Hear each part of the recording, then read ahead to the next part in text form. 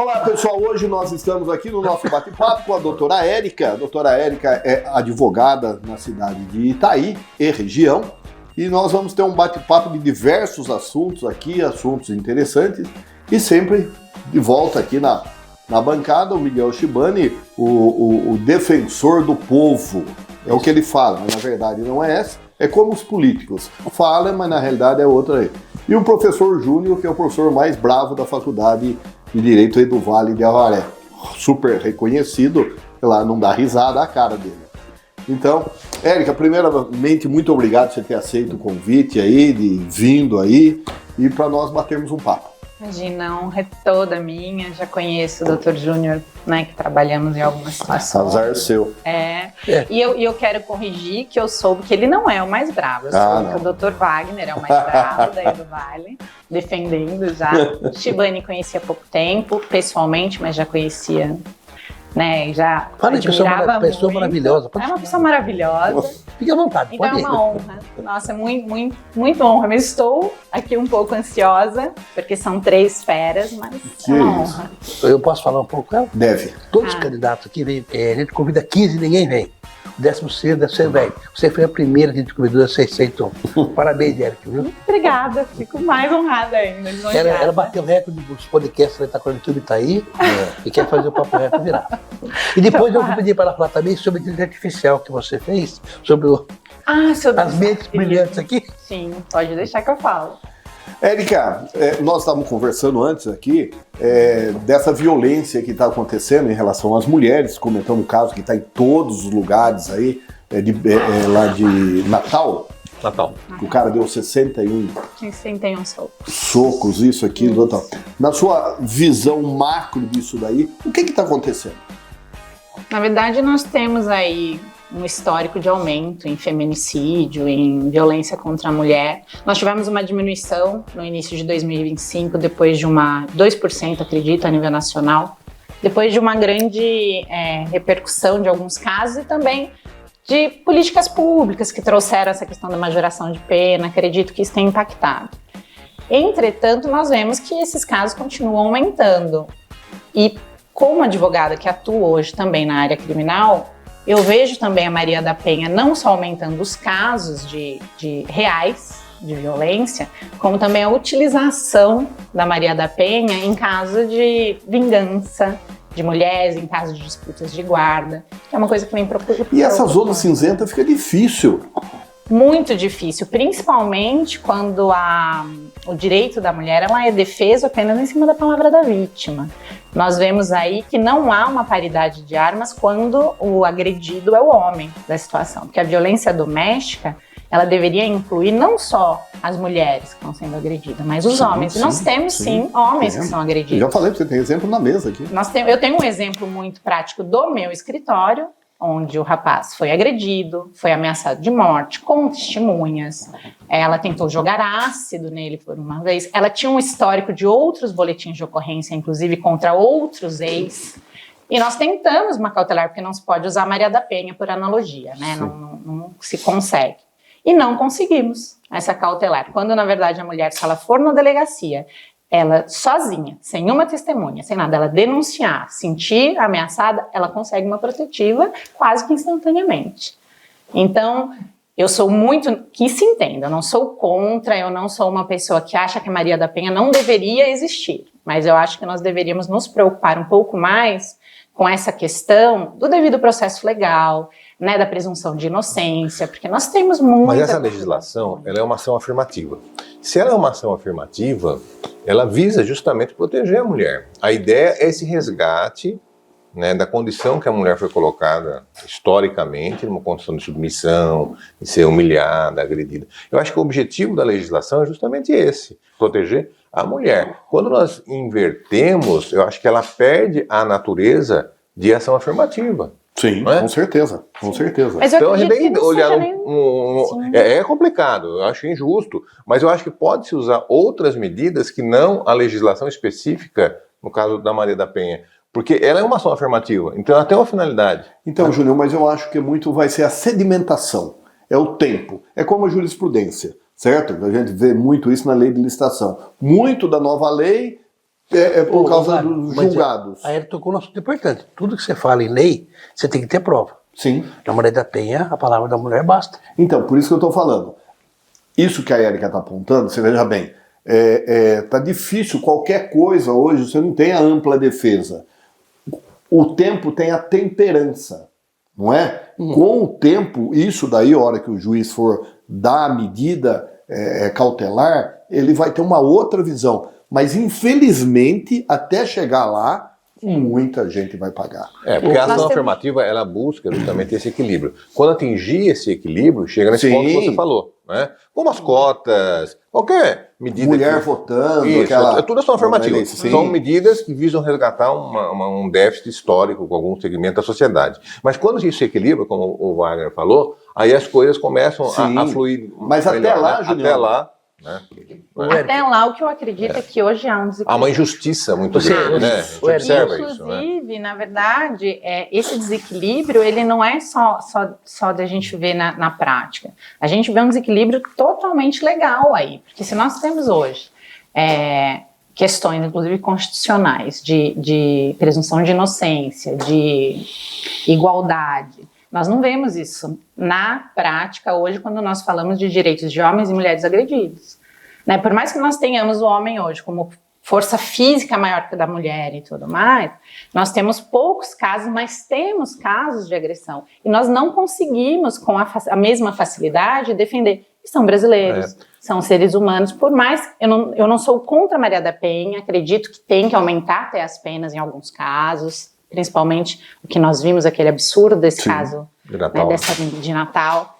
Mas eu acredito que falta um pouco um cuidado maior hoje do judiciário, que eu acho que vamos conseguir com o tempo, porque já tem decisões nesse sentido de encontrar-se alguns erros e conseguir enxergar essas denunciações que não são corretas. Mas eu acho que há um movimento social, e esse movimento social ele refletiu na legislação, no Congresso Nacional, para ter esse tipo de legislação. Porque, veja, o caso dos crimes sexuais. Hoje, a nossa legislação, ela equiparou o atentado violento ao pudor ao estupro, que é um absurdo. É um absurdo. É um absurdo. Eu não posso equiparar uma pessoa que chegou e, eventualmente, tocou uma mulher com um cidadão que foi lá, arrancou a roupa dela à força, bateu nela e teve relação sexual com ela. E hoje está equiparado pela lei. Então, há um movimento legislativo que reflete o movimento social de atuar, de cristalizar esse tipo de situação. O que não resolve. Não resolve. Nós precisamos começar a rever a legislação.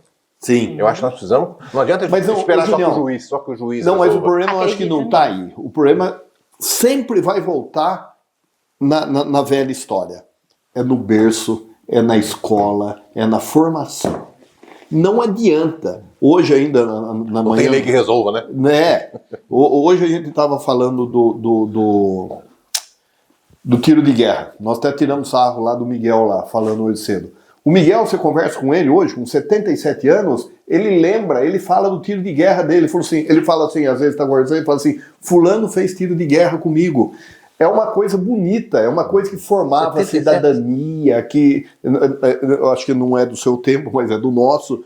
E nós tínhamos aula de USPB, nós tínhamos aula de Educação Moral e Cívica, que dava um norte. E hoje a matéria era para 18 anos fazer alistamento militar, isso, aquilo. Eu acho um negócio sensacional isso daí, que é obrigatório para os homens, deveria ser facultativo para as mulheres. Então, é a base. O problema nosso é a base. Enquanto nós não acertarmos essa base, e nós sabemos que essa base é histórica, é 1 milhão de anos. Uma das formas de solucionar isso é a escola cívico-militar. Concorda comigo? É absolutamente correto. Eu sou totalmente contrário. Você que é a rainha dessa... Eu gostaria de saber o porquê é contrário. Eu sou totalmente contrário pelo seguinte. Você vai começar a militarizar a escola, daqui a pouco você vai ter que militarizar o posto de saúde, a Santa Casa, você tem que empoderar os professores, os diretores, como nós tínhamos no passado. No passado, nós respeitávamos os professores, respeitávamos o diretor, tanto que tem uma legislação aí agora mudando, eu não sei dizer se ela foi aprovada ou está sendo discutida, que o filho que agrediu o professor terá consequência para o pai. Agora você veja bem, a formação do policial não é essa. Não tem que colocar policial lá, nós estamos indo no sentido contrário. Por que não dá aquele empoderamento que a minha professora tinha? Como que é aquela que ficava andando mesmo lá pela sala? O servente lá. Não, Inspetor de aluno. Tinha o inspetor de aluno. Inspetor de aluno, isso aqui. Nós respeitávamos, nós entrávamos com respeito, isso. E aí se fizesse alguma coisa? É que você era educado na sua casa, você era só para aprender só. Hoje Então. inverteu. É o berço. É o berço. Agora, a senhora como rainha da estatística de Itaí, que estou sabendo, Não sou, não. se São Paulo, que é o estado mais pujante da federação, tem um número elevado de crime contra a mulher, como é que fica o resto do país? Não é subnotificado, não? Altíssimo. Eu Cifra negra. acredito que é. Eu acredito que tenha aumentado, é o que eu falei, essa questão. Mas lá fora é pior que aqui. Norte e Nordeste, o pessoal É que, tem na muito mais verdade, eu vigor do acho homem que do que não da é. mulher. Eu acho que aqui nós temos mais dados estatísticos do que lá. Eu acho que aqui nós conseguimos acessar mais essas estatísticas no estado de São Paulo, não só em questão a violência contra a mulher, né? Todas do que lá. Eu acho que toda a carência social lá, eu acho que as estatísticas não são trazidas com tanto volume igual a gente consegue. Igual em Itaí, a gente consegue acesso a dados ali com o Ministério Público, por exemplo, né? É fácil. E as mulheres estão mais dispostas a irem, elas são um pouco mais independentes nesse sentido. Lá, nós temos mulheres muito mais dependentes Sim, financeiramente. Então, eu acho Sim. que elas não acessam tanto o meio judicial como no estado de São Paulo. Eu acho que lá nós temos muitas mulheres que são violadas em todos os sentidos, que não acessam, que nós não temos esses dados lá, mas eu acredito que lá seja muito O maior. Fórum Brasileiro de Segurança Pública, ele faz estatística anual. É ótimo. Todas as estatísticas de criminalidade, se você quiser, você consulta lá. E é exatamente isso que a Érica está dizendo. Lá, eles não têm essa proteção que nós temos. E mais do que isso, como que eu vou denunciar meu marido? Eu não tenho onde ir. Dependendo. Quem que sustenta? Tenho filho. É onde tem entra a isso. necessidade de políticas públicas para trazer independência a essas mulheres, né? Nós temos A no questão estado de São de- Paulo tem um abrigo para mulheres, você acredita que não tem? Temos, nós Em temos alguns em alguns lugares. Tem a lugares. Polícia Militar de Itaí São não Paulo tem um monte de coisa diferente, né? Nós Tem aquela temos em sala de alguns acolhimento, municípios, muita coisa. inclusive, né? Agora aí que entra essa questão, principalmente, desses lugares mais carentes, e a gente não dá o peixe e ensinar a pescar, Sim. né? Mas Nós agora temos- com a escola civil militar melhora muito, né, João? Bastante. Vai, Nossa, porque aí melhoria o- muito. a mulher vai ser ideologia- orientada para ser Em empoderada. vez de vai dar ser. cultura, vai militarizar. E ele não entendeu o seguinte, é o contrassenso do professor. Numa parte ele quer o SPB, que é a Educação Moral e Cívica, quer o tiro de guerra. Outra parte ele é contra o tiro militar. O SPB, Educação Moral e Cívica, é educação. Mas ela tem o quem que sentido de você ter uma base Não. com uma formação melhor. E Ué. não vai ter um militar armado dentro da classe, não, viu? Meu pai e minha Vai ser- mãe não vai ser- eram militares, deram berço. Não vai ter um militar armado Agora, dentro da classe. desculpe minha ignorância, por que essas matérias, essas questões foram retiradas da... Ideologia do Uma poder. ideologia, uma ideologia. E isso, se mudasse, se nas escolas municipais voltasse, eu acho que nós teríamos uma sociedade melhor daqui a uns 10, 15, 20 anos. Sim. Mas eu acho que isso contribuiria, como o Wagner falou, contribuiria muito Ô, Júlio. para ter uma sociedade melhor lá na frente. Mas não, vamos lá, de quem que é a culpa? A culpa é do administrador e do legislador. Que Do não administrador tira- municipal. Porque também, vem aqui claro. em Avaré, será que em alguma escola de Avaré ensina história de Avaré? Depois nós vamos perguntar pro professor lá se ensina história de Avaré aqui, os rios de Avaré que nós tínhamos do estado. Qual é o hino de hino de Avaré? Será que canta, conhece? E é uma coisa que está na mão do administrador municipal. Não precisa do deputado, não precisa. Não tem mais aquele desfile cívico que tinha. Ah, não. Tem, agora com o governo não tem mais. Não. Sim, o vestibular Vida, no Paraná, nas estaduais do Paraná, Cara, cai história. a história do Paraná, É. os rios do Paraná, e por aí, coisa assim bem regionalizada. Exatamente. Mas é por aí. Nós não Funciona temos. E aí existe dessa a forma. necessidade das escolas trazerem esse tipo de educação, né? Sim, É. sim. Mas Então, eu- tudo parte daí. É família e escola. É. Não é? Mas aí tem uma questão que com todo o respeito que eu devo a ele, eu acho que o Paulo Freire e a geração Paulo Freire, eu acho que desconstruíram um pouco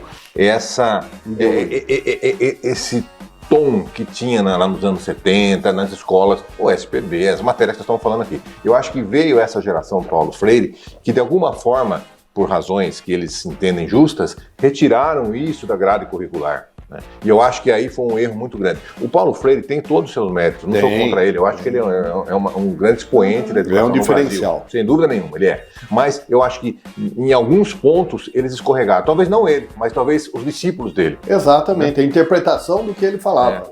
Mas também no nosso tempo lá, no seu tempo, né? No meu Não, no seu, né? No meu, ninguém era santo na classe. Não. Mas tinha respeito pelo professor. Mas havia Exatamente. respeito. A figura do professor nosso era imponente, ele Exatamente. levantava para receber ele. Isso não existe. Não, Eu não recebo existe. muitos professores nesse sentido Não. no escritório. Se você O fosse que eu faço, doutora? Porque aí eles chamam os pais, nós chegamos a esse nível, assim. Por isso que eu falo, os filhos refletem mesmo, né, a casa. Chama-se os pais e os pais apoiam os filhos em algumas atitudes e vão contra os professores. para não criar trauma, né?